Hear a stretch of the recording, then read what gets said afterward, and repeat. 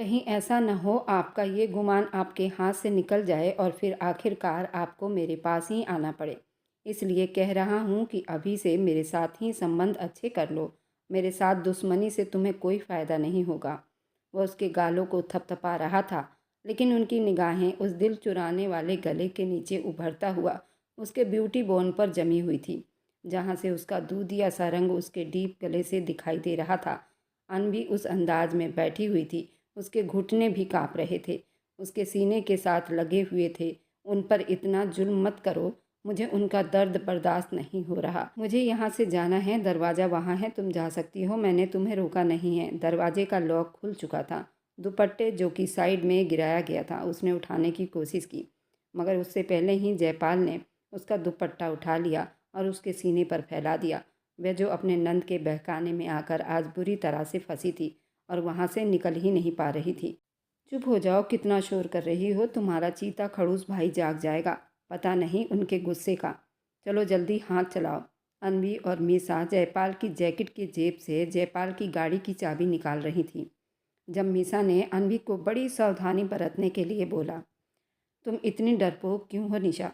भला ये भी कोई काम है? मेरे ये बाएं हाथ का कमाल है।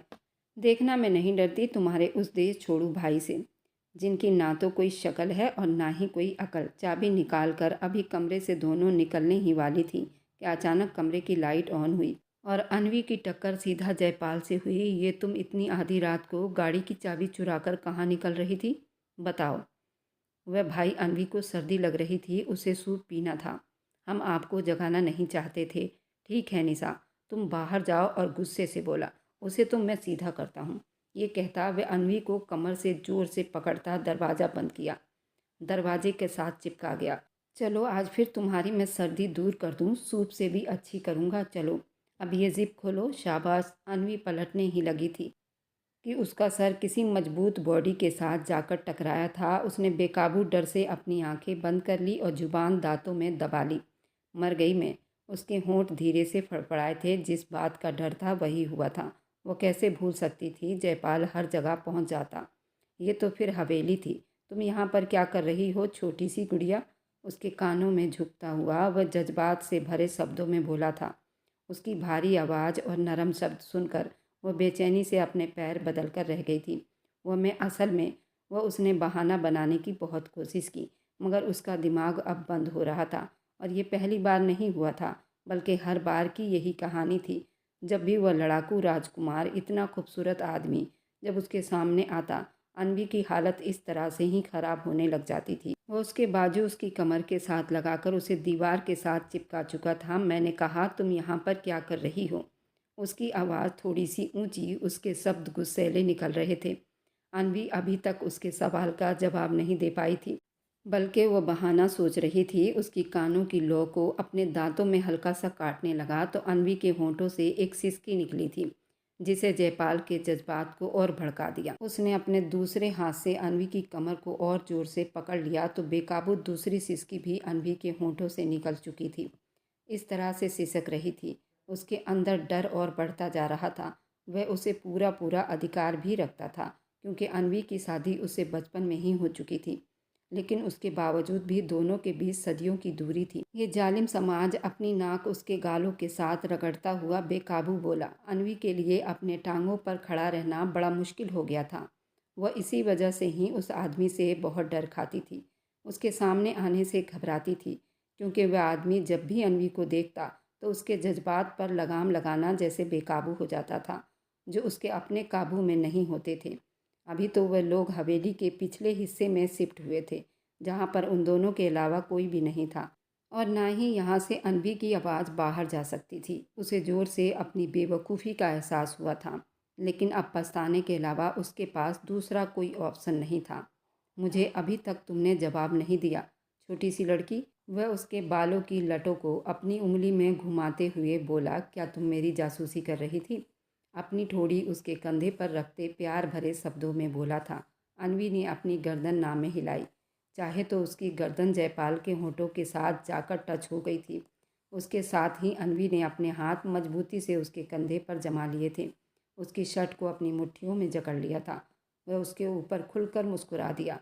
फिर अपनी शर्ट उसके हाथों से छुड़वाकर उसकी उंगलियां अपनी उंगलियों में फंसा ली थी।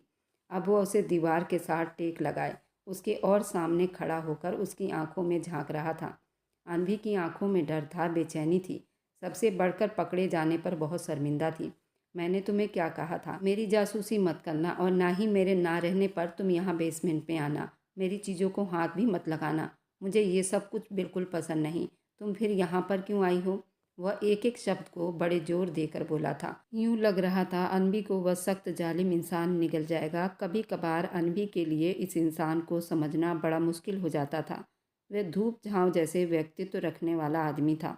एक पल में बड़ा मेहरबान, बाद में अनसुलझी जैसी पहेली लगता था और पल भर में जालिम बन जाता था। जैसे अपने जालिम अंदाज में वह हर किसी को निगल जाए। वह भी तो उसकी कैद में ही थी। 5 साल हो चुके थे उसके कहने के हिसाब से अपनी ज़िंदगी बिता रही थी। कभी कभार तो अनवी को लगता था कि वह अगर अपनी मर्जी से सांस लेगी तो जयपाल उसे उस पर भी सज़ा दे देगा। मैं आपको ढूंढते हुए यहाँ पर आई थी। मुझसे झूठ मत बोलो छोटी सी लड़की। मुझे झूठ बोलने वाली लड़कियों से बहुत नफरत है। मुझे ऐसी लड़कियाँ बुरी लगती हैं। अगर मेरा बस चले तो मैं ऐसी लड़कियों को इस दुनिया से ही ख़त्म कर दूँ, जो अपने झूठे चाल चलन और मक्कारियों से मर्दों को अपने जाल में फंसाने की कोशिश करती हैं। वह फिर से उसके कमर पर अपनी उंगलियां चलाए जा रहा था। अनवी के लिए अब ये सब बर्दाश्त करना बड़ा मुश्किल हो गया था। बेकाबू उसने जयपाल का हाथ झटक दिया था और ये उसकी उस वक्त की दूसरी बहुत बड़ी गलती थी। तुमने फिर से बहुत बड़ी गलती की लड़की। उसके होंठों पर अपने अंगूठे को फिराते हुए वह दहकते हुए शब्दों में बोला था। I am sorry, I am sorry. वह उसके बाकी शब्द उसके मुंह में ही दम तोड़ गए थे, क्योंकि वह उसके होंठों को अपनी पकड़ में लेकर अब जरा जरा सा उसकी मोहब्बत भरे होंठों का रस चूमने लगा था। वह उसे खुद से दूर करने की कोशिश कर रही थी। जितना खुद से दूर धकेलती थी जयपाल उसके उतना ही नज़दीक आ जाता और उससे ज़्यादा मोहब्बत से उसके होंठों को और चूमता था। अनवी को अंदाज़ा हो गया था कि वह उसे खुद से दूर करके भी अपने साथ बहुत बड़ी गद्दारी करेगी। फिर आखिरकार अनवी ने अपने आप को ढीला छोड़कर उसकी पकड़ में अपने आप को रहने दिया और फिर कुछ ही सेकंड के बाद उससे दूर हुई। तुम बहुत जल्दी बातों को समझ जाती हो, लेकिन फिर जल्दी भूल जाती हो और यही तुम्हारी सबसे बड़ी गलती है। अब मुझे बताओ कि तुम यहाँ पर क्यों आई थी? उसका हाथ पकड़कर वह उसे अपने साथ सोफे पर बैठा गया, जबकि अनवी अभी तक खड़ी थी। बैठो यहाँ पर। उसने अनवी को अपने पास बैठने का इशारा किया था तो वो खाली खाली नज़रों से उसके चेहरे को देखने लगी थी। दूसरी नज़र वो बाहर के दरवाजे पर डाल रखी थी, जो कि बंद था मगर लॉक नहीं था। यानी अगर वो चाहती तो कमरे से भाग भी सकती थी। तुम जानती हो जब तक मैं तुम्हें परमिशन नहीं दूंगा तब तक तुम यहाँ से 1 इंच भी नहीं हिल सकती। कोशिश का कोई फ़ायदा नहीं। उस तरह तुम अपनी जान को और ज़्यादा मुश्किल में डाल लोगी। मुझे नहीं लगता है कि तुम्हारी नन्ही सी जान और ज़्यादा किसी भी तरह की ज़्यादती बर्दाश्त कर सकती है। आज के दिन के लिए बस इतना ही काफ़ी है। उसके हाथों को धीरे से दबाते हुए उसे विश्वास दिलाने के अंदाज में बोला था। लेकिन अनवी के सिर पर तो उस वक्त एक ही भूत सवार था। वह किसी तरह से उस इंसान की पकड़ से आज़ाद हो जाए और यहाँ से भाग जाए, वरना अगर जयपाल को सच पता चल जाता तो वो वहीं पर उसकी चिता को आग लगा देता। क्योंकि वसूलों के खिलाफ बाहर जाना या उसके खिलाफ आवाज़ उठाना उसकी बहुत बड़ी बेइज्जती थी। उसके वसूल सब लोगों के लिए एक जैसे ही थे। कम से कम अनवी तो ये सोचती थी कि अब हकीकत क्या थी उसके बारे में, या तो जयपाल ठीक से जानता था या फिर उसका भगवान। बैठो यहाँ पर। वो फिर से अपने शब्दों पर जोर देते हुए बोला। अनवी ने बेकाबू थूक निगला और फिर वहाँ पर बैठने के बजाय उसने बाहर के दरवाजे की तरफ दौड़ लगा दी थी। जैसे ही उसने दरवाजे को हाथ लगाया ऑटोमेटिक लॉक हो गया। बौखलाहट में उसने दरवाजे को पीछे की तरफ धकेलने के बजाय सामने की तरफ धकेल दिया था। जयपाल पहले से ही जानता था वह ये बेवकूफ़ी करेगी, क्योंकि वह उसके रग रग से वाकिफ़ था। उसको देखकर ही जयपाल का अंदाज़ा हो जाता था कि इस चूहिया के दिल में क्या चल रहा है। तुमने फिर से नादानी की, वो छोटी सी बेवकूफ़ लड़की। तुम्हें ये सब कुछ करके क्या मिलता है? तुम सोच भी नहीं सकती कि जब तुम इस तरह की हरकतें करती हो तो तुम मुझे मेरे दिल के और ज़्यादा महसूस हो जाती हो। मेरा दिल करता है मैं तुम्हें 1 सेकंड के लिए भी खुद से दूर ना करूं, बल्कि तुम्हें कहीं अपने अंदर छुपा लूं, कोई भी तुम्हें देख ना पाए, सिर्फ हम दोनों हों वहाँ। और फिर से भारी अंदाज में बोलता हुआ उसके पास जा रहा था। तुम मुझसे इतना क्यों भागती हो? उसको थोड़ी सी पकड़कर उसके चेहरे को ऊपर करते, अपनी नाक उसके नाक के साथ रगड़ते हुए, और वो बड़े ही रोमांटिक अंदाज में बोला था, मुझसे दूर हो जाओ जयपाल, कभी भी नहीं। तुमसे दूर होने के बारे में कभी अपने सपने में भी नहीं सोच सकता। और तुम्हारे लिए भी यही ठीक होगा कि तुम भी अपने दिमाग से इस तरह की फालतू बात निकाल दो। और अब मुझे सच सच बताओ, तुम यहाँ पर क्यों आई थी? मैंने तुम्हें 1000 बार ये बात समझाई है कि मेरी जासूसी करना बंद करो, इससे सिर्फ और सिर्फ तुम्हारा दिल ही टूटेगा। तो आप मुझे सच क्यों नहीं बता देते? आप कौन हैं और आप क्या करते हैं? अरे तुम्हें 1000 बार बताया, तुम्हारा पति बिजनेसमैन है और इस बिजनेस में तुम्हारे पति को काफ़ी लोग जानते भी हैं। तुम्हें आखिरकार ये बात समझ में क्यों नहीं आती है? क्या तुम्हें लगता है मैं तुमसे झूठ बोलता हूँ? हाँ, मुझे लगता है, क्योंकि आप एक नंबर के झूठे इंसान हैं। उस दिन मैंने आपको बात करते हुए सुना था। आप किसी आदमी को जान से मारने की बात कर रहे थे। उसने बेकाबू अपने होठों पर हाथ रखा था और अपनी सिसकियाँ दबाने की कोशिश की थी। उसकी आंखों से आंसू बहने लगे थे, जिन्हें जयपाल ने अपने होठों से पी लिया था। कहते हैं कि किसी भी इंसान के बारे में हमें एक हद तक जानना चाहिए। जब हम किसी इंसान के अंदर घुसने की कोशिश करते हैं तो उससे सिर्फ अपने दिल को तकलीफ़ पहुंचती है। असल कुछ भी नहीं होता है। ठीक यही है कि जो कुछ मैं तुम्हें बता रहा हूँ तुम उस पर ही विश्वास रखो। ज़्यादा दिमाग चलाने की कोशिश मत किया करो। आप एक कातिल हैं, मैं जानती हूँ। अगर मैं कातिल भी हुआ तुम क्या कर लोगी? मैं पुलिस में जाकर आपके खिलाफ़ कंप्लेंट लिखवाऊंगी। पुलिस आपको पकड़ कर ले जाएगी। क्या तुम्हें सच में ऐसा लगता है? हाँ, वह चिल्लाते हुए बोली थी। अपनी आवाज़ नीचे रखो लड़की, मेरे कान में दर्द होने लगता है जब तुम इतने ऊंचे शब्दों में बोलती हो। तुम जानती हो ना कि तुम्हारे अलावा किसी का ये शब्द बर्दाश्त नहीं कर सकता। वह एकदम ही गुस्से में आ गया। वह डरकर तेजी से पीछे की तरफ हटकर खड़ी हो गई थी। आप मान क्यों नहीं लेते कि आप कातिल हैं? क्योंकि मैंने कत्ल नहीं किया है। आज अगर मैं कातिल होता तो मैं तुम्हें बता देता। जैसे मैं आपको जानती नहीं हूँ कि आप एक बहुत बड़े मक्कार और एक जालिम इंसान हो।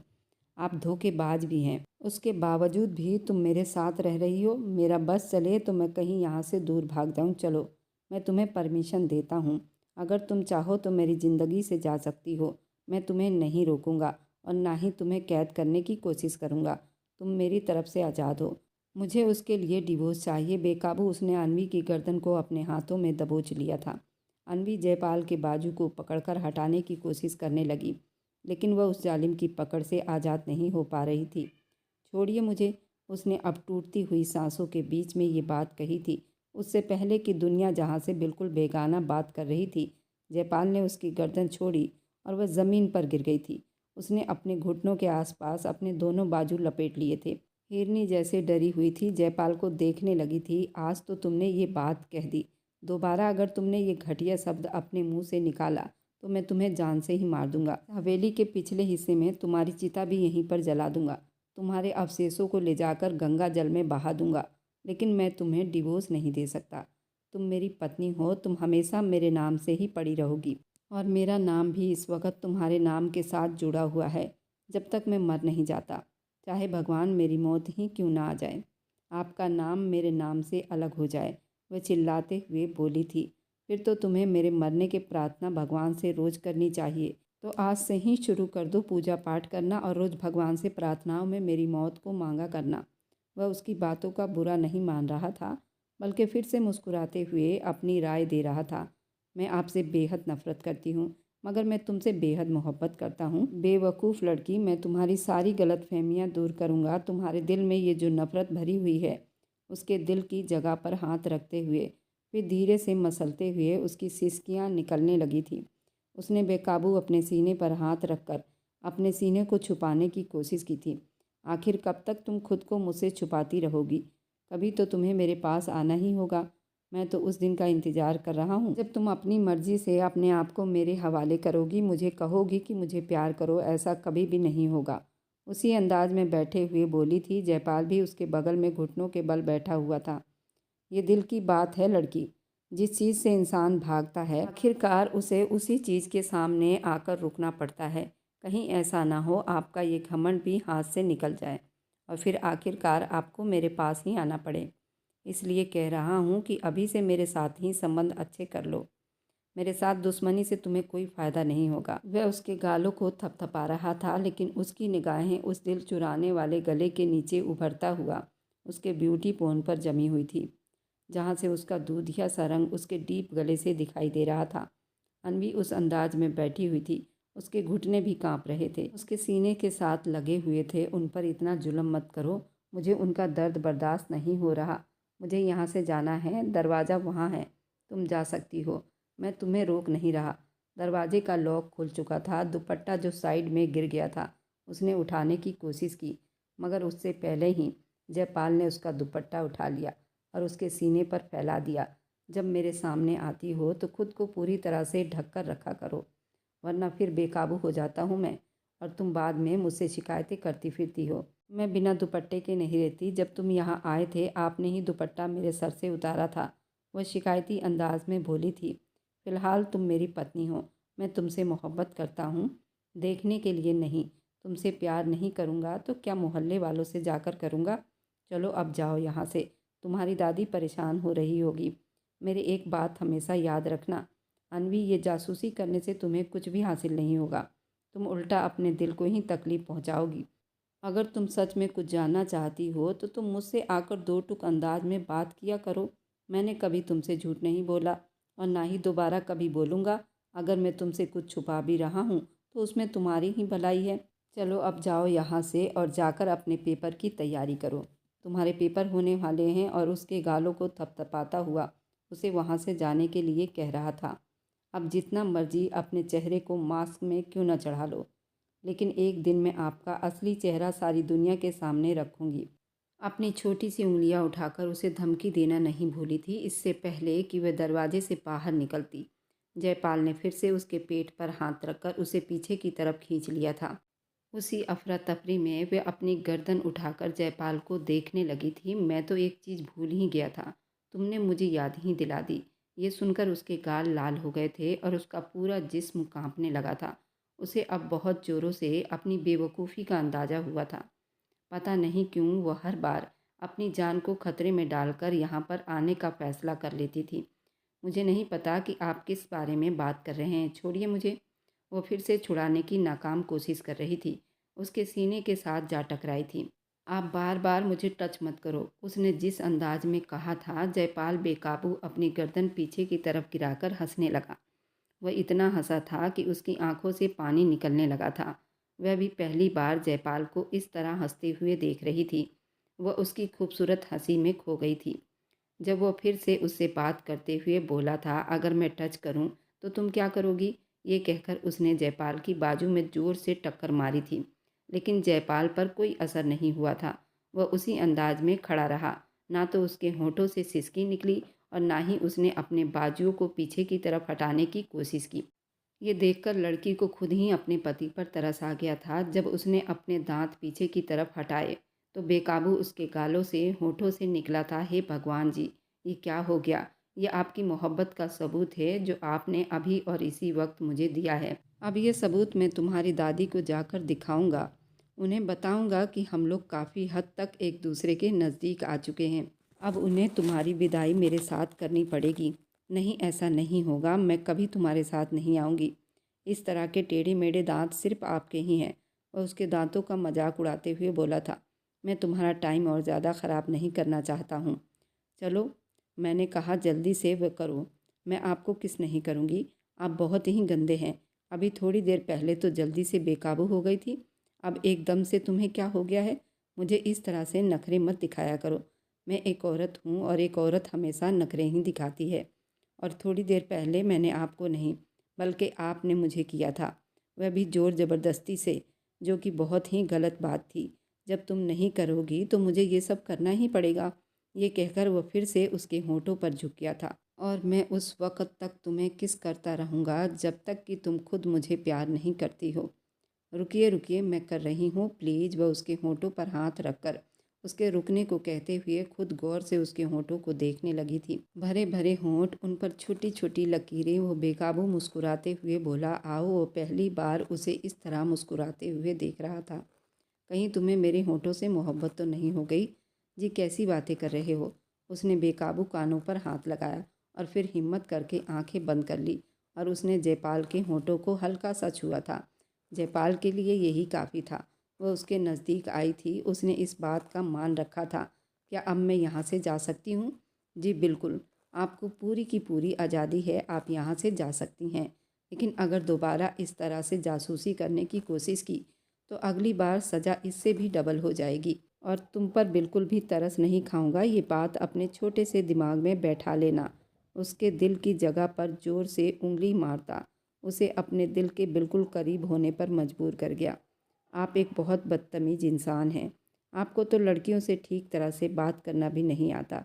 अब मुझे समझ आ गया क्यों सारी लड़कियां आपसे दूर भागती हैं। क्योंकि आप जंगली हैं। वह दरवाजे के बीचों बीच जाकर खड़ी होकर कमर पर हाथ रखकर उससे इस तरह की बातें कर रही थी।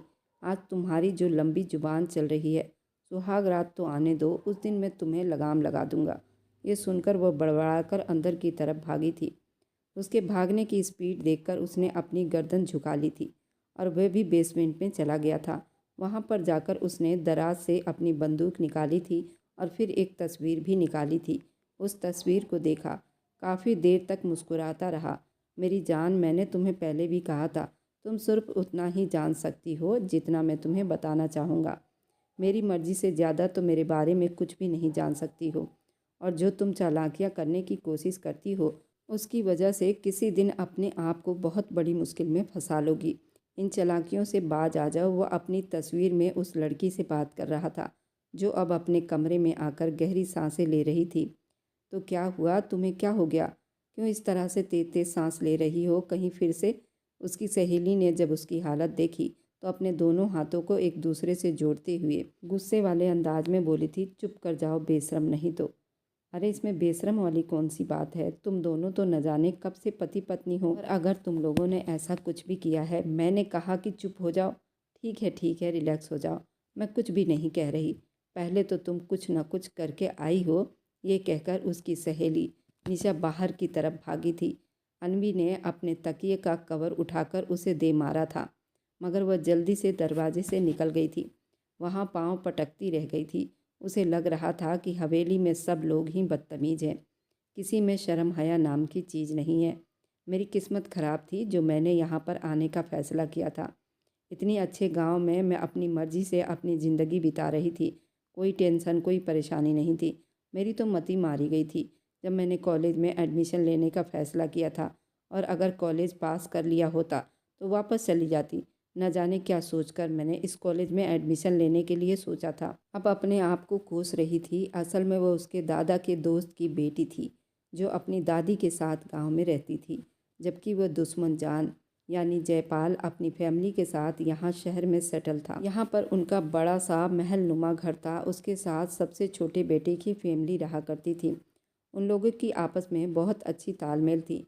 अनवी के पिता गांव में ही ज़मीनों को संभाल रहे थे। उसके साथ साथ वो गांव के मुखिया भी थे। उसके दादा भी पहले सरकारी नौकरी पर थे, अब रिटायर बैठे हुए थे। उन्होंने अपनी सारी ज़िंदगी उसी गांव में बिताई थी और चाहते थे कि उनका दम भी यही निकले। जयपाल के पिता ने उन्हें मनाने की बहुत कोशिश की थी, लेकिन उसके दादा इस बात के लिए राज़ी ना हुए थे। वे लोग यहीं गांव में ही अपनी फैमिली के साथ रहा करते थे। अनवी बचपन से ही थोड़ी सी डरपोक लड़की थी। उसकी एक छोटी सी दुनिया भी थी, अपनी ही दुनिया में मगन रहने वाली लड़की थी। वह हवेली में सबसे छोटी भी थी, इस वजह से ही सब लोगों की लाडली भी थी। बचपन से ही उसकी हर इच्छा उसके मुंह से निकलने से पहले पूरी कर दी जाती थी।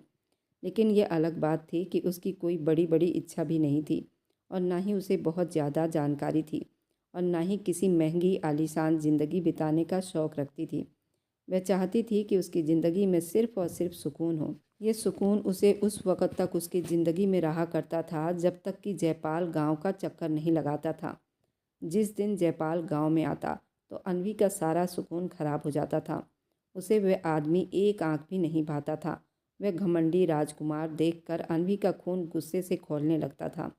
कभी कभार उसका दिल करता कि वह जयपाल को धक्का देकर हवेली से बाहर निकाल दे। जयपाल का घर भी बिल्कुल उसके घर के सामने ही था। जयपाल को अनवी के घर वाले बहुत ज़्यादा मानते थे। अनवी से भी काफ़ी बड़ा था। अनवी ने आज तक कभी उससे बदतमीजी नहीं की थी। एज डिफरेंस की वजह से उसे जयपाल की इज्जत करनी पड़ती थी, लेकिन जब वो यहाँ से जाता था तो वह दादी से उसकी बुराइयां करने से खुद को रोक नहीं पाती थी। दादी, पता नहीं क्यों आप इसे हर हफ्ते ही यहाँ पर बुला लेती हो। क्या इसका कोई और काम नहीं है? ये शहर में अपना बिजनेस क्यों नहीं संभाल लेता? जयपाल जब भी गांव में आता था वह अपना हर काम अनवी से ही करवाता था। कभी वह उससे अपने कमरे की सफाई करवाता तो कभी अपने कपड़े प्रेस करवाता था। कभी वह उसे अपने साथ लेकर गांव की सैर करने निकल जाता था। कभी उसे अपने लिए खाना बनवाता। अनवी अगर मना करती तो वह उसे धमकी भी देता। वह डर जाती थी। अनवी भी बेचारी डरपोक सी थी। वैसे भी अनवी का रिजल्ट बहुत ही शानदार निकला था। उसने 10वीं में टॉप किया था। उसके पापा ने फैसला किया था कि उसे आगे पढ़ाएंगे। उनके अपने इलाके में कोई अच्छा कॉलेज भी नहीं था और शहर भी यहाँ से काफ़ी दूर था। उन्होंने अनवी को जयपाल की हवेली भेज दिया था। अनवी भी सिर्फ और सिर्फ ये सोचकर जयपाल की इस हवेली में आ गई थी क्योंकि उसे पता चल गया था कि जयपाल कुछ दिनों के लिए विदेश जा रहा है। लेकिन उसे आधी बात ही पता थी। उसे ये नहीं बताया गया था कि वह विदेश सारी ज़िंदगी के लिए नहीं बल्कि सिर्फ 2 दिनों के लिए जा रहा था। जल्दी ही उसकी वापसी हो जाएगी।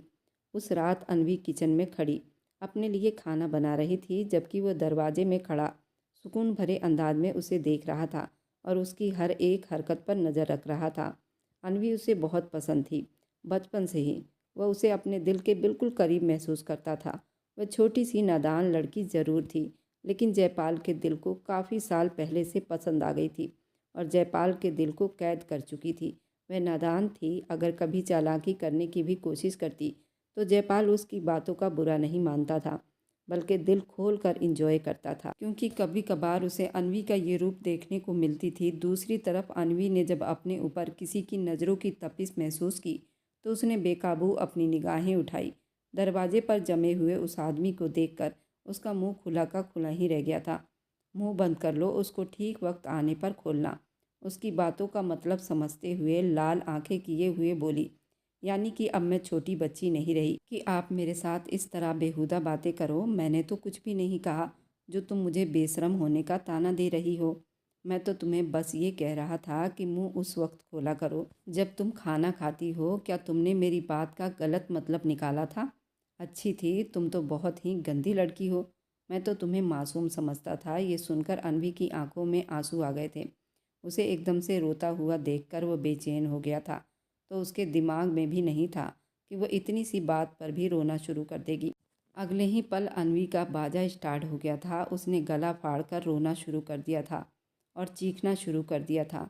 उसके रोने की आवाज़ सुनकर सब हवेली वाले जाग चुके थे और फिर उस दिन पहली बार जयपाल की अपने पापा के हाथों बहुत डांट पड़ी थी। सिर्फ और सिर्फ उस लड़की की वजह से। ये मुझे बहुत ही अजीब बातें कहते रहते हैं और ये मुझ पर इल्ज़ाम भी लगाते रहते हैं। मुझे डराते भी हैं, मुझे घूरते भी रहते हैं और अगर मैं इन्हें मना करती हूँ तो मुझे धमकियाँ भी देते हैं। ये बहुत ही बुरे हैं, बहुत ही गंदे हैं। मुझे यहाँ पर नहीं रहना। आप मेरा दाखिला हॉस्टल में करवा दो अंकल जी। जयपाल उसकी चालाकी देखकर तिलमिला उठा था। उस लड़की को मेरे हाथों बर्बाद होने से कोई नहीं बचा सकता। वहीं पर खड़े खड़े उसने दिल ही दिल में दांत कपकपाते हुए कहा था। उसने अपने पापा को सफाई देने की बहुत कोशिश की थी लेकिन पापा ने हाथ उठाकर उसे चुप होने का इशारा कर दिया। असल में सब बहुत गुस्से में लग रहे थे। मुझे तुमसे ये उम्मीद बिल्कुल भी नहीं थी। वह छोटी सी बच्ची है, मासूम है। कम से कम उसे तो छोड़ देते। पापा, आप तो यूं ही कह रहे हैं। ना जाने मैंने कितने लोगों की ज़िंदगियां बर्बाद की हो तो तुम्हारा कोई भरोसा भी नहीं है। चलो अब जाओ यहाँ से और दोबारा तुम मुझे उस लड़की के आसपास भी भटकते हुए नज़र नहीं आने चाहिए। आखिर मैं उस लड़की को आना तो मेरे पास ही है। पहले मैंने सोचा था कि उसे थोड़ा सा वक्त दूंगा लेकिन वह इस काबिल नहीं है। और फिर उस रात उसने अपने ज़िंदगी का सबसे बड़ा फैसला किया था। कमरे में जाने के बाद उसका गुस्सा काफ़ी हद तक हल्का हो गया था क्योंकि वह ज़्यादा देर तक उससे नाराज़ भी नहीं रह सकता था।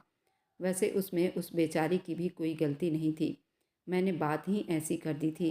शर्मिंदा होते हुए उसने अपने बालों में हाथ फेरा था। अब अपने दादाजी से ही मदद लेनी पड़ेगी। उसने अपने बालों में हाथ फेरते हुए सोचा, वैसे भी मेरी पत्नी है, मैं यूं भी उसके पास जा सकता हूं। लेकिन मेरी शादी जो है ना, थोड़ी सी पुरानी हो गई है। दोबारा से शादी करनी पड़ेगी। अपने ख्याल पर मुस्कुराते हुए उसने इसी वक्त अपने दादा का नंबर डायल किया था। लेकिन दादा को 2 दिन पहले ही उनके पोते ने फ़ोन में एरोप्लेन मोड लगाना सिखाया था। एरोप्लेन मोड पर लगाकर वो बड़ी तसल्ली से नींद में जाते खर्राटे भर रहे थे और अपने सपनों में उड़ रहे थे। दादा, आप क्या कर रहे हैं? मेरा फ़ोन क्यों नहीं उठा रहे? उनको रात को सोता हुआ देखकर वे खुद भी बेड से टेक लगाकर लेट गया था। हे मेरे भगवान, मेरे सपनों में उसी हसीना को लाना, या फिर मुझे कोई सपना मत दिखाना, क्योंकि उसके अलावा मैं किसी और को अपने सपने में बर्दाश्त नहीं कर सकता। उसने बेकाबू होकर अपने भगवान से प्रार्थना की थी, जबकि दूसरी तरफ कमरे में बैठी हुई अनवी दिल खोलकर मुस्कुरा रही थी। इधर उसकी नज़रों के सामने बार बार अपनी नादान पत्नी की शक्ल घूम रही थी। मज़ा आ गया, कसम से मैं उसे छोड़ूंगी नहीं। वह कैसे एकदम से डर गया था। सिर्फ मेरे सामने ही हीरो बनता है, मुझे ही आंखें दिखाता है। अंकल जी के सामने कैसे उसकी हवा गुम हो जाती है। वह जहर लगता है मुझे। खड़ूस इंसान। भगवान करे कि वो यहाँ से चला ही जाए, लेकिन वह तो कहीं भी नहीं जाएगा। ये तो खुद उसकी अपनी हवेली थी, मुझे ही यहाँ से जाना होगा। वह जो खुशियाँ मना रही थी, अगले दिन उस पर एक बहुत बड़ी तूफान टूटने वाली थी। दादा ने उसे वापस अपनी हवेली में बुला लिया था, जबकि अभी उसके फर्स्ट ईयर के पेपर भी नहीं हुए थे। और फिर दादी ने जो खबर उसे दी थी, वह सुनकर उसे अपनी पूरी दुनिया घूमती हुई नजर आई थी। उसके सपनों का महल टूट गया था। ये आप क्या कह रही हैं? ऐसा नहीं हो सकता। आपको ज़रूर कोई गलतफहमी हुई होगी मेरे बारे में।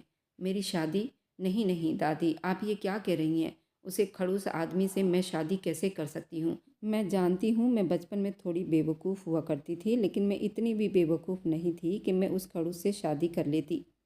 फालतू की बातें मत करो, वह तुम्हारा पति है। अपने पति के बारे में इस तरह की फालतू बातें करती हो, भगवान नाराज़ हो जाते हैं। उसकी दादी ने उसे बहुत डांटा था, फिर विश्वास दिलाया था। उन्होंने वह तस्वीर भी दिखाई थी जिसमें सच में उस खड़ूस आदमी के साथ उसकी शादी हो रही थी। फिर से उन दोनों की शादी थी, लेकिन उसने शर्त रखी थी कि वह आदमी से शादी नहीं करेगी। शादी अपने कॉलेज की पढ़ाई पूरी होने के बाद ही करेगी। यानी उस छोटी अकड़ू लड़की को अभी और ज़्यादा 5 साल का इंतज़ार करना था। उसे कोई ख़ास समस्या तो नहीं थी, क्योंकि वह लड़की वैसे भी उसकी नज़रों के सामने ही रहा करती थी। वह एक बार फिर से अपने दादा के घर वापस आ गई थी, लेकिन अब तो इस छोटी नादान के तौर तरीके ही बदले हुए थे। वह खुलेआम उसको पसंदीदा नज़रों से देखा करता था और उसे हमेशा अजीब तरह के इशारे भी किया करता था, जिनको देखकर वह शर्म से पानी पानी हो जाती थी। दिल ही दिल में उससे चिढ़ती रहती थी, लेकिन उसके मुंह पर बोलने की हिम्मत नहीं पड़ती थी। वह कई बार अपनी सहेलियों के सामने उसकी बुराइयां भी कर चुकी थी, जो कि उस खड़ूस जयपाल ने अपने कानों से खुद सुनी थी। पता नहीं, जब भी उसकी बुराइयां करती थी तो जयपाल को कैसे खबर हो जाती थी, और वह तो ऐसा लगता था जैसे कोई बेताल जिन हो जो कहीं पर भी पहुंच जाता था। फिर सज़ा के तौर पर उससे अजीब तरह की मांग करता था। मैं उस इंसान से शादी बिल्कुल भी नहीं कर सकती। नहीं, मैं उसके साथ उसके घर नहीं जाऊंगी। मुझे उस इंसान से बचने के लिए कुछ न कुछ तो ज़रूर करना पड़ेगा, वरना उसने तो मेरी ज़िंदगी ही नर्क बना देनी है। उसे जयपाल से नफ़रत नहीं थी, बल्कि उसे चिढ़ थी, क्योंकि उस पर अपना रौब जमाता था। जब वो बड़ा अकड़ू तरह का व्यवहार उससे रखता था, तब वो अक्सर ही चिढ़ जाया करती थी, और उसने उसके बारे में बहुत सी अजीब तरह की बातें भी सुन रखी थी, जिसमें सबसे बड़ी बात ये थी कि जयपाल का बहुत सी लड़कियों के साथ चक्कर चल रहा था, और ये बात जयपाल के छोटे भाई ने ही बताई थी। एक दिन वह जब आंगन में बैठी अपने कार्टून देख रही थी, तब उसके पास जगदीश आया था। जगदीश के थोड़ी देर पहले ही जयपाल के साथ लड़ाई हो गई थी।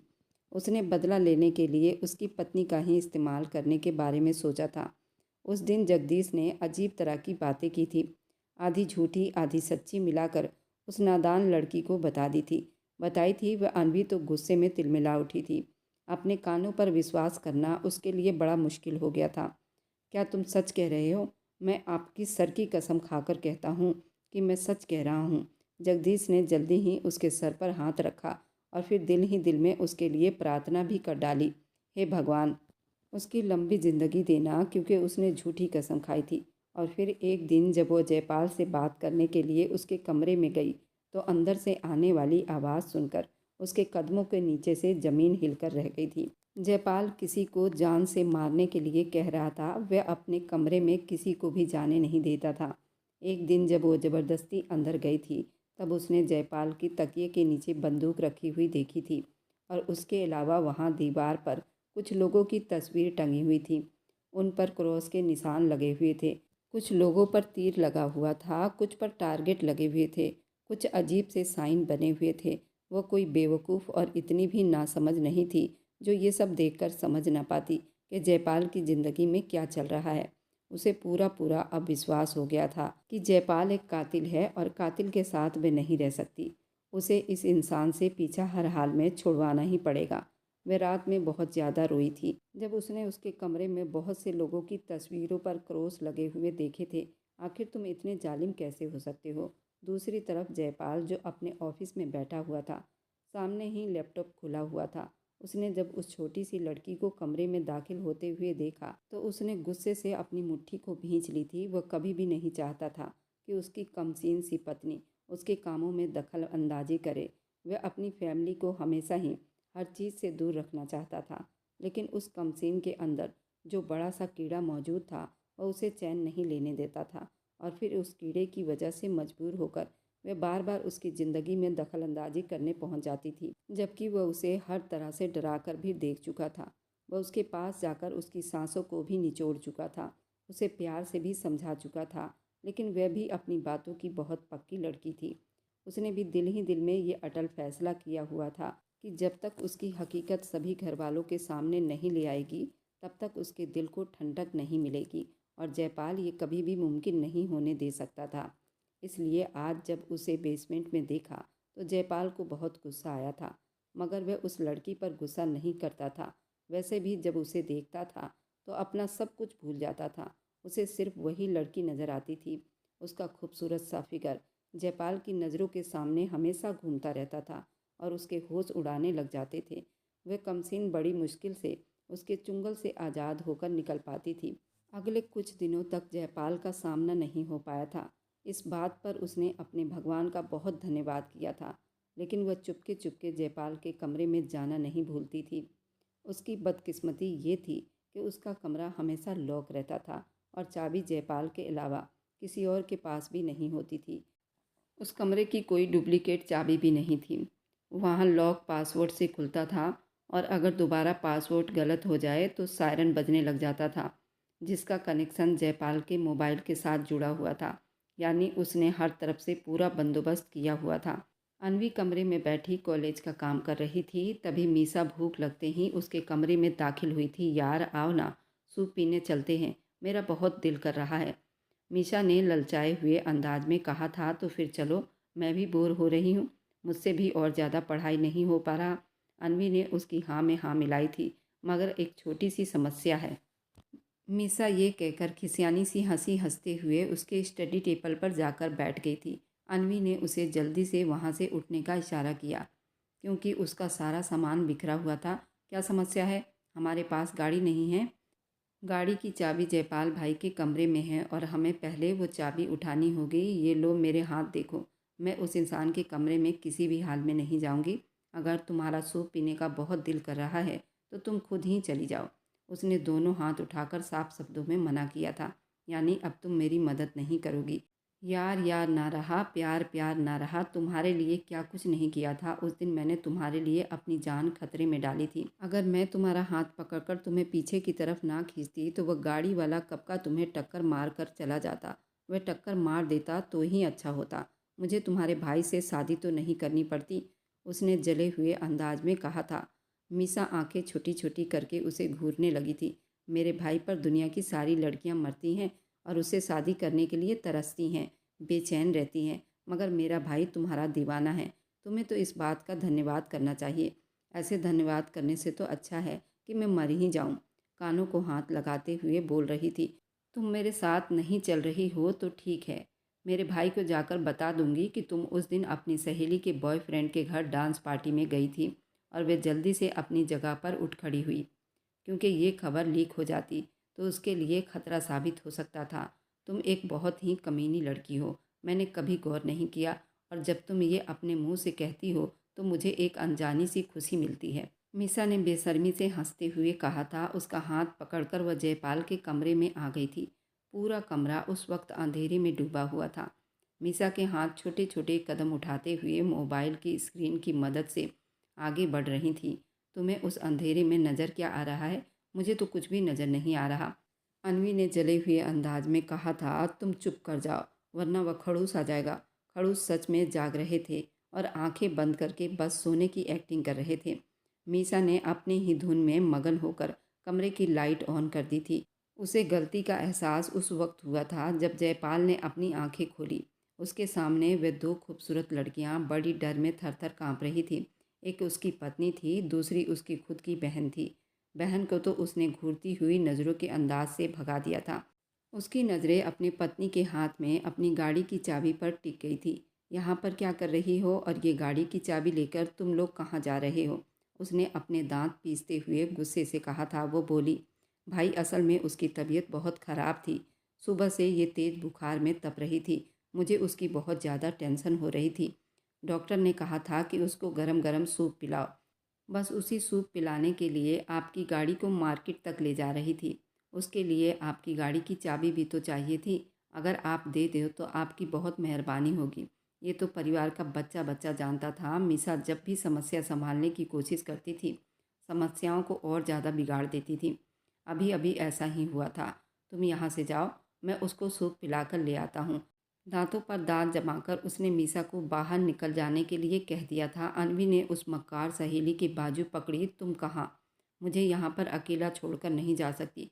तुम भूल गई हो, हमने एक साथ जीने मरने की कस्में खाई थी। I am sorry. अभी तो मेरी शादी नहीं हुई है और जब तक मेरी शादी नहीं हो जाती तब तक मरने के बारे में सोच भी नहीं सकती। मीसा ने नाक से मक्खी उड़ाई और उसके साथ हर तरह का संबंध खत्म करती हुई अपना हाथ छुड़वाकर कमरे से बाहर निकल गई थी। अब तुम्हें विश्वास हो गया होगा, तुम्हारा इस दुनिया में मेरे अलावा कोई भी सगा नहीं है। वह उसकी कमर पर हाथ रखकर उसे अपने ऊपर लिटा चुका था। वह जोर से उसके सीने से जाकर लगी थी। उसकी धड़कनें भी जयपाल के सीने से जाकर टकराई थी। अगले ही पल जयपाल ने उसकी कमर पर हाथ डालकर उसे खुद में खींच लिया था। वह उसके जिस्म की नमी को महसूस करता हुआ मदहोश हो रहा था। ये क्या कर रहे हैं आप? छोड़िए मुझे। पत्नी हो तुम मेरी, तुम्हें हल्की सी सज़ा दे रहा हूँ। आप मेरे साथ ऐसा नहीं कर सकते। आप हमेशा ही मुझे बेचैन करके छोड़ देते हो। ये कहकर उसने जुबान दांतों तले दबा ली थी। मोहब्बत से अपनी गलती का एहसास हुआ था। जयपाल ने उसको हल्का सा खुद से दूर किया, फिर उसकी आंखों में झांकने लगा। उसके होंठों पर शरारती मुस्कुराहट फैल गई थी। मुझे लगता था तुम फिर नहीं करती होगी। वैसे ये बहुत बड़ी गलती है ना। मुझे तुम्हें इस तरह बेचैन करके नहीं छोड़ना चाहिए, बल्कि मुझे तुम्हारी ये सारी बेचैनी दूर कर देनी चाहिए। लेकिन आज तुमसे वादा करता हूँ, आज तुम्हें शिकायत का एक भी मौका नहीं दूंगा। वह उसकी शर्ट पर अपना हाथ डालते हुए बोला तो उसने मजबूती से जयपाल के हाथों पर अपने हाथ रख लिए थे। अभी हम दोनों की विदाई भी नहीं हुई है, इसलिए मेरे साथ इस तरह करने की कोशिश भी मत करना। मैं तो आज ही विदाई करवाने के लिए तैयार हूँ। बस तुम एक बार हाँ तो करो। मैं आपसे दोबारा शादी नहीं करूँगी और ना ही आपके साथ विदा होने का मेरा कोई इरादा है। क्या मैं उसकी वजह जान सकता हूँ? मैं पूछ सकता हूँ क्यों? आप कातिल हैं। ये कहकर फिर से वो फूट फूट कर रोने लगी थी। मैं जब भी आपसे मोहब्बत करने की कोशिश करती हूँ, जब भी आपके पास आने की कोशिश करती हूँ, तो मुझे उन लोगों के चेहरे याद आ जाते हैं जिनके ऊपर आपने क्रॉस का निशान लगाया हुआ था, जिनको आपने अपनी जान से मारा था। अगर मैं उन लोगों को जान से ना मारता तो बहुत सी लड़कियों की ज़िंदगी बर्बाद हो जाती। आप होते कौन हैं? दूसरों की ज़िंदगियों का फैसला करने वाले। वह बहुत तेज़ चिल्लाई थी। मेरी जान, तुम्हें अभी आधी अधूरी बात पता है। अभी ठीक वक्त नहीं आया। जब ठीक वक्त आएगा तो मैं तुम्हें सारी हकीकत बता दूंगा। अभी ये इन्फॉर्मेशन मुझे हर हाल में सीक्रेट रखनी होगी। फिलहाल इस बात को अगर आप बताएंगे तो पुलिस आपको पकड़कर जरूर ले जाएगी। वह फूली हुई नाक के साथ गुस्सा करते हुए बोली थी। एक तुम छोटी छोटी बातों पर बहुत ज़्यादा नाराज़ हो जाती हो और तुम उस वक्त मुझे और भी ज़्यादा प्यारी लगने लग जाती हो जब तुम इस तरह गुस्सा करती हो। अब मुझसे दूर होकर बात किया करो। उसका हाथ झटकते हुए बोली थी। मेरे हाथों को इस तरह पीछे न हटाया करो। तुम जानती हो ये चीज़ मुझे बहुत गुस्सा दिलाती है। उसी वक्त उसका मोबाइल बज उठा था। उसने देखा तो स्क्रीन के ऊपर सीनियर ऑफिसर का नंबर आ रहा था। Mission successful. आज किस्मत उस पर बहुत मेहरबान थी। उसने बेकाबू होकर अपने बालों पर हाथ फेरा था। हाँ, तुम मेरी लाडली पत्नी हो। तो क्या कह रही थी तुम? एक और मैं और कातिल? लोगों के बिना वजह मारता हूँ? अगर मैं ये बात साबित कर दूँ कि मैं कातिल नहीं हूँ, मैं जिस किसी को भी मार रहा हूँ वो उसी लायक था, तो फिर बदले में मुझे क्या मिलेगा? पहली बात तो ये कि हमें किसी को मारना ही नहीं चाहिए। और पहले मुझे बताओ कि मुझे बदले में क्या मिलेगा? अगर मैं ये साबित करने में कामयाब हो जाता हूँ तो?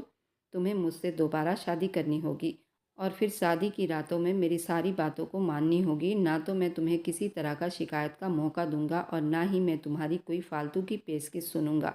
मुझे बताओ, क्या तुम्हें ये कबूल है? उसकी कमर को हाथ से मसलते हुए बोला था। मैं इस बारे में बाद में सोचूंगी। पहले आप मुझे ये साबित करके दिखाओ कि वह सब कुछ गलत है। अगर तुम मुझे धोखा देने की कोशिश किए तो फिर देखना मेरी जान, धोखा तो मैं तुम्हें मरकर भी नहीं दूंगा। अगर मैंने तुम्हें धोखा दिया तो फिर मेरे लिए मौत से बेहतर और कोई भी सज़ा नहीं हो सकती। उठकर खड़ा हुआ था। उसने जल्दी से चेंज किया था, जबकि वह भी उसके अलमारी के पास खड़ी थी। चलो मेरे साथ। उसके हाथों को मजबूती से अपने हाथों में लेता हुआ जैसे ही उसने दरवाज़ा खोला तो मीसा जोर से पीछे की तरफ गिरी थी। तुम्हारी भाभी को सूप पिलाने के लिए लेकर जा रहा हूँ। मुझे भी आपके साथ जाना है। मुंह धोकर रखो और घर पर ही बैठो। अच्छी लड़कियां आधी रात को घर से बाहर नहीं निकलती। शादी के बाद अपने पति के साथ सूप पीने जाना तुम। उसकी बातें सुनता वह लंबे लंबे डेग भरता वह हवेली के अंदरूनी हिस्से से बाहर निकल गया था। वे दोनों गाड़ी में बैठे हुए थे जब उसने अपना कार्ड अनवी की तरफ बढ़ाया। ये क्या है? उसने सवालिया अंदाज में अपने पति की तरफ देखा। खुद ही पढ़ लो। इतना तो तुम पढ़ी लिखी होगी, तुम्हें अंदाज़ा हो जाएगा उसके ऊपर क्या लिखा हुआ है। अनवी ने देखा। वह एक ऑफिसर था, सीक्रेट एजेंट था। ये झूठ है, मैं इसे नहीं मानती। ठीक है मेरी जान, मेरे पास गवाही मौजूद है। फिर वह उसे एक औरत के घर पर लाया था। दरअसल ये वही लड़की थी जिसके साथ जगदीश ने जयपाल की तस्वीर दिखाई थी। वह अपने घर में अपने पति और बच्चों के साथ मौजूद थी, खाना खा रही थी। अरे जयपाल, तुम बिल्कुल ठीक वक्त पर आए हो। आओ बैठो, खाना खाओ। तुमने जिस आदमी की तस्वीर पर क्रॉस लगाया हुआ देखा था, उस आदमी ने उस औरत की बेटी को अपनी हैवानियत का निशाना बनाकर बेदर्दी से मार दिया था। उस औरत ने जब अनवी को अपनी बेटी की तस्वीर दिखाई तो उसने बेकाबू होकर अपने सीने पर हाथ रखा था। उसके लिए अपनी चीख को दबाना बड़ा मुश्किल हो गया था। फिर वह उसे काफ़ी लोगों के घर ले गया था। किसी का पत्नी जवान बेटा मर गया था तो किसी की बेटी की इज्जत को उसकी आंखों के सामने तार तार किया गया था। और ये सब कुछ मैंने खुद नहीं किया था, बल्कि वह पुलिस की गोलियों से मारे गए थे। मैंने आज तक कोई मच्छर भी नहीं मारा। बस मैं इन सब की जासूसी करके पुलिस तक खबर पहुंचाता रहा। तुमने मुझ पर कातिल का इल्ज़ाम लगाया था। तुम्हें मुझ पर जरा सा तरस खाना चाहिए था। वे दोनों वापसी पर गाड़ी में बैठे हुए थे जब वह उसे शिकायती नज़रों से देख रहा था। अनवी की सारी गलतफहमियां अब दूर हो चुकी थी। उसके दिल पर जो बोझ सवार था वह अब हट गया था। वह काफ़ी हद तक तसल्ली में दिखाई दे रही थी। उन लोगों का गम उसे भी सता रहा था। आपने मुझे इस बारे में पहले क्यों नहीं बताया? क्योंकि मुझे अपने सीनियर ऑफिसर की तरफ से मिशन कंप्लीट करनी थी। अभी उन्होंने आपको कैसे इजाज़त दे दी? क्योंकि मैंने ये काम ही छोड़ दिया। जो काम मुझे कातिल और शक की नज़रों में रखे, मुझे मेरी ही पत्नी की नज़रों में गिरा दे, वे काम करने से बेहतर है कि मैं ये काम ही छोड़ दूँ। इस दुनिया में जितने भी बुरे लोग हैं, आपका काम है कि आप उन लोगों को अंजाम तक पहुंचाइए। एकदम वह बड़े जोश के अंदाज में बोली थी। लेकिन इस तरह से मेरी ज़िंदगी खतरे में आ सकती है, क्योंकि मेरे दुश्मन बहुत ज़्यादा हो गए हैं। क्या पता कल को तुम्हें मेरी मौत की अचानक खबर मिले। उसने जल्दी से जयपाल के होंठों पर अपना हाथ रख दिया था। हे भगवान, ऐसी बातें मत करो। भगवान ना करे आपको कुछ हो। अगर आपको कुछ हुआ तो मेरा क्या होगा? उसके कंधे पर सिर रखकर फिर से रोने लगी थी। अगर आपकी जान को खतरा है तो फिर आप ये काम मत करो, क्योंकि मैं आप पर किसी तरह का कॉम्प्रोमाइज़ नहीं कर सकती हूँ। तुम तो मुझसे नफ़रत करती थी ना? आपसे नफ़रत नहीं करती थी, बल्कि मैं आपसे चिढ़ती थी, क्योंकि आप मुझे कुछ भी नहीं बताते थे और बिना वजह मुझ पर गुस्सा दिखाते थे, मुझ पर हुक्म चलाते थे, और ना ही आप बाकी लोगों की तरह रोमांटिक थे। हे भगवान! मुझे तो कभी कभार लगता था मैं जल्लाद से भी शादी कर बैठूंगी। रोमांस का मतलब सिर्फ किस करना नहीं होता, बल्कि उसमें अपने पार्टनर को डेट पर लेकर जाया जाता है। उसके लिए फूल लाए जाते हैं, उसको छोटे छोटे गिफ्ट दिए जाते हैं, उसकी अहमियत का एहसास दिलाया जाता है, उसको घूमने के लिए अपने साथ लेकर जाया जाता है। जब मेरी सहेलियां अपने पार्टनर के साथ डेट पर जाती हैं तो मुझे जेलसी होती है, और फिर वही जेलसी का गुस्सा मैं यहाँ आप पर उतारती हूँ। ये सुनकर वह काफ़ी हद तक गंभीर हो गया था। ओ मैडम, आपके दिमाग में ये सब चल रहा था और मुझे उन चीज़ों का अंदाज़ा भी नहीं था। असल में तुमसे पहले मेरी ज़िंदगी में कभी कोई औरत नहीं आई है। तो फिर वो लड़की कौन थी जिसकी बेटी की आपने जान बचाई थी? यार कम से कम उस लड़की से तो गलत मतलब मत निकालो। मुझे कोई शक नहीं है, आपने अच्छा काम किया है। लेकिन खबरदार, जो आपने उस लड़की के साथ ज़्यादा फ्री होने की कोशिश की, आज भी वो कैसे आपके साथ हाथ मिला रही थी? यार वो मेरी बहन की तरह है और वो विदेश से आई है, तो उसके यहाँ ये सब नॉर्मल बात है। वह हर किसी के गले लगकर मिलती है और उनकी जाति क्रिश्चियन भी है, तो उनमें ये सब बातें नॉर्मल होती हैं। पर तुम तो हिंदू हो, आपको ऐसा नहीं करना चाहिए। मुझे तो सबसे पहले आपके हाथ काट देने चाहिए। अब न जाने क्यों मुझे लग रहा है कि तुम्हें सच बताकर मैंने अपनी नन्ही सी जान पर बहुत जुल्म कर दिया। वह डरने की एक्टिंग करते हुए बोला था, जब ज़्यादा फ्री होने की ज़रूरत नहीं, जल्दी से घर चलो, मुझे नींद आ रही है, मुझे सोना भी है। ओह हेलो मैडम, सोना वोना कुछ नहीं। जो वादा तुमने मुझसे किया था, पहले वो वादा पूरा करोगी। मैंने तुम्हारे साथ विदा होने का वादा किया था, तुम्हारी रातों को रंगीन करने का नहीं। वह दो टूक जवाब देते हुए बोली थी, हे भगवान, तुम एकदम से ही बहुत बेशरम हो गई हो। और हाँ, मेरी भी एक शर्त है, जब तक आप बाकी लोगों की तरह रोमांटिक नहीं हो जाते, तब तक मैं आपके साथ बिल्कुल भी नहीं रहूँगी। आप एड़ी चोटी का जोर क्यों ना लगा लें, मैं विदा होकर आपके साथ नहीं रहूँगी। बेकाबू होकर उसने गाड़ी पर ब्रेक लगा दी। जयपाल ने उसकी कमर में हाथ डालकर उसे बहुत करीब खींच लिया, तो उसकी जुबान को जैसे ब्रेक लग गई। वह बहुत तेज़ मुस्कुरा दिया। तुम बोलती हुई बहुत प्यारी लगती हो, लेकिन जब इस तरह से सहम कर चुप हो जाती हो, तब मुझे तुम अपने दिल के और ज़्यादा करीब महसूस हो जाती हो। तुम सोच भी नहीं सकती कि मैं तुमसे कितनी मोहब्बत करता हूँ। फिक्र मत करो, मैं कभी भी तुम्हारे साथ ज़बरदस्ती नहीं करूँगा और ना ही कोई ज़्यादा हरकत करूँगा। जब तक तुम खुद राज़ी नहीं हो जाती हो, पूरी तरह मुझे बेकाबू नहीं कर देती हो, तब तक मैं तुम्हारे पास भी नहीं आऊँगा। चाहे तुम हज़ार कोशिश करो, लेकिन मैं इस वक्त तुम्हें हाथ तक नहीं लगाऊंगा, जब तक तुम अपने मुंह से मुझे नहीं कह देती। उसके होठों पर अपना अंगूठा फेरते हुए बोला था, तो फिर मुझसे दूर हो जाओ, अब इतने भी अच्छे नहीं हो। ये कहकर वह उसके होठों को फिर से अपनी पकड़ में ले गया था। आज वह उसे खुद से दूर नहीं धकेल रही थी और ना ही उसे धुतकार रही थी।